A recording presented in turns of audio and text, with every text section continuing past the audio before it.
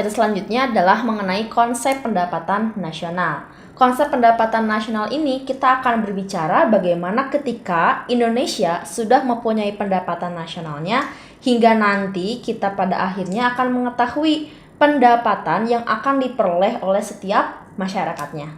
Kita lihat yang pertama ada konsep yang namanya Gross Domestic Bruto.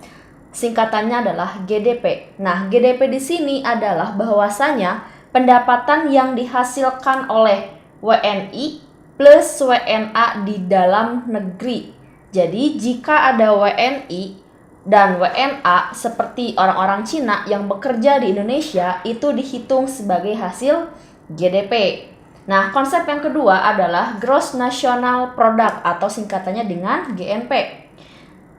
Di dalam GNP ini adalah konsepnya pendapatan yang dihasilkan oleh WNI di dalam negeri ditambah dengan WNI di luar negeri. Jadi yang diperhitungkan di sini adalah hasil pendapatan dari warga Indonesia itu sendiri. Nah, untuk menghitung besarnya GNP adalah GDP dikurangi faktor neto luar negeri. Faktor neto ini didapatkan dari hasil selisih untuk nanti yang dibayarkan ke luar negeri dengan yang diterima dari luar negeri. Oke, konsep yang ketiga adalah Net National Product atau singkatannya dengan NNP. NNP ini didapatkan dari hasil GNP dikurangi dengan penyusutan barang modal atau biasanya istilah kata lainnya dengan depresiasi. Oke, konsep yang selanjutnya adalah yang keempat, yaitu Net National Income. Nah, jika di sini adalah bersihnya dari pendapatan. NNI itu didapatkan dari hasil NNP dikurangi pajak tidak langsung. Oke, konsep yang kelima adalah Personal Income atau disingkat dengan PI. PI itu didapatkan dari hasil NNI ditambah transfer payment dikurangi dengan berbagai macam iuran seperti iuran asuransi kah, iuran sosial kah, dan iuran yang lain-lain. Dikurangi dengan laba ditahan dan dikurangi juga dengan pajak perseroan. Pajak perseroan di sini seperti halnya adalah pajak untuk kita yang mempunyai usaha, bukan untuk pajak perseorangan. Oke, nah dibandingkan dengan konsep yang terakhir itu adalah yang bernama Disposable Income atau DI. Nah, bedanya adalah jika PI ini adalah pendapatan yang diterima oleh masyarakat, sedangkan jika di DI itu adalah pendapatan yang siap untuk dibelanjakan. Maka rumus DI itu adalah PI dikurangi pajak langsung atau biasanya dikenal dengan pajak usaha atau pajak penghasilan. Jadi dimisalkan ketika kita mempunyai pendapatan per bulan 5 juta, dan akhirnya dipotong dengan pajak penghasilan sebesar 500.000 sehingga DI pendapatan yang siap belanjakan hanya sebesar 4.500.000 saja. Oke, untuk materi selanjutnya adalah mengenai metode perhitungan pendapatan nasional. Untuk metode ini ada 3 pendekatan atau 3 metode. Metode yang pertama itu adalah dilihat dari metode produksi. Jika dilihat dari produksi, ini ada 2 cara. Yang pertama adalah ketika pendapatan itu dihasilkan dari harga barang A dikalikan dengan jumlah barang A, ditambah harga barang B dikalikan dengan jumlah barang B. Begitupun hingga seterusnya hingga barang Z. Nah, karena dirasakan ada kekurangan dari metode yang tersebut, hingga akhirnya ada rumus yang kedua, yaitu dengan menjumlahkan total dari nilai tambah suatu barang. Kita contohkan, kita lihat di sini ada barang, kapas, benang, kain, hingga pakaian. Ada nilai input, output, dan nilai tambah. Jika nilai input suatu kapas adalah 50 dan outputnya adalah 100, maka didapatkanlah nilai tambah 50. Dari manakah? Selisih dari nilai output dikurangi dengan nilai input. Selanjutnya adalah benang, input 90, output 150, sehingga nilai tambahnya adalah 60.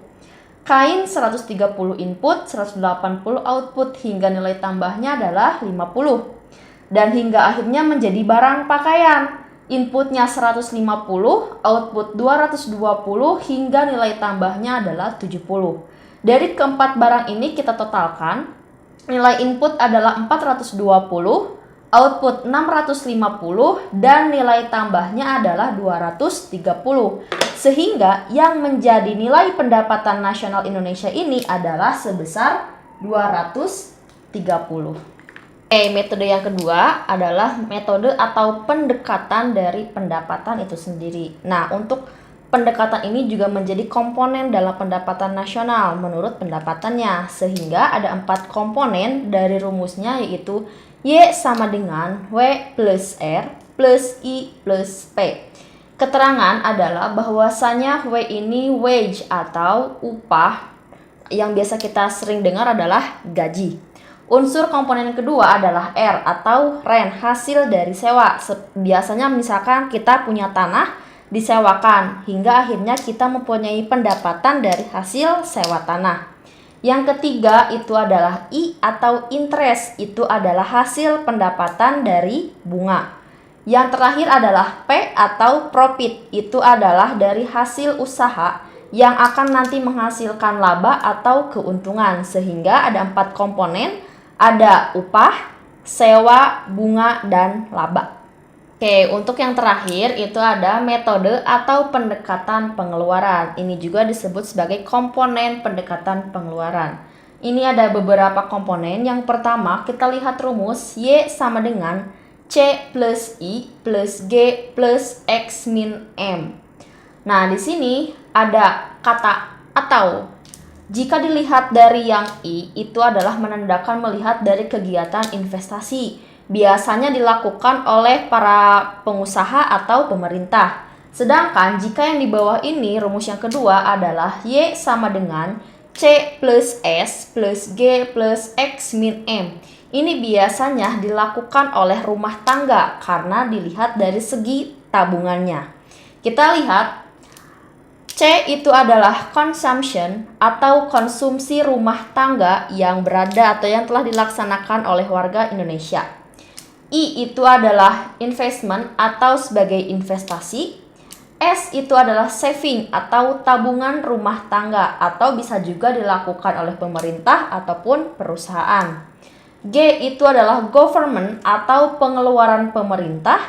X itu adalah ekspor dan M adalah impor. Sehingga X min M itu adalah yang dilihat dari hasil bersih ekspor yang dilakukan oleh negara Indonesia. Sehingga komponen untuk pendekatan pengeluaran itu ada 5. Ada konsumsi rumah tangga, investasi atau tabungan, pengeluaran pemerintah, ekspor, dan impor.